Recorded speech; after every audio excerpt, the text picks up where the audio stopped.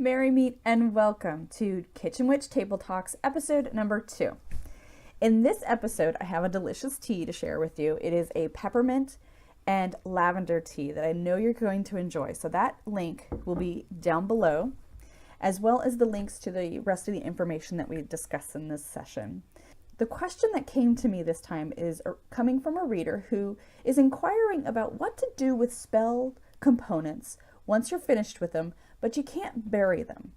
And those of you out there who have read my book, or you've read a good portion of my blog, or you've taken any of my online classes, you know that I'm a big advocate for either burying your spell components, composting, or burning your spell components, the organic stuff, once you're finished with it.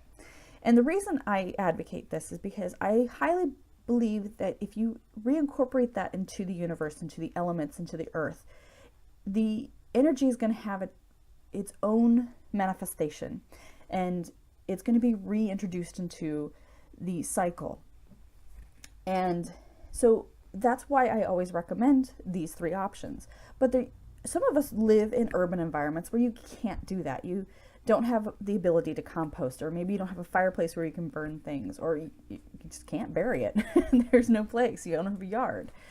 So here's what I recommend you do.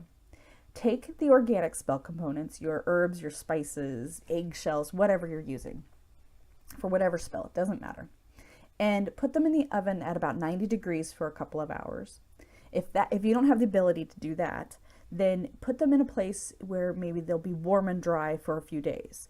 But the point is, you want to dry them out really well. Then get out your mortar and pestle, get out your coffee grinder or your spice grinder, and grind them up into a fine powder.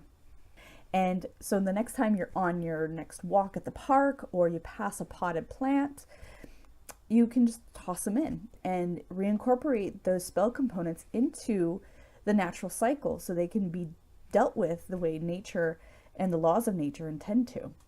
So that's it for now. And I would like to remind you to send me your questions so I can address them here. And I also would like to remind you that below are all the links, as well as links to my classes and books and workshops if you'd like to check those out. So as I leave you, I do wish you the brightest of blessings. Until next time.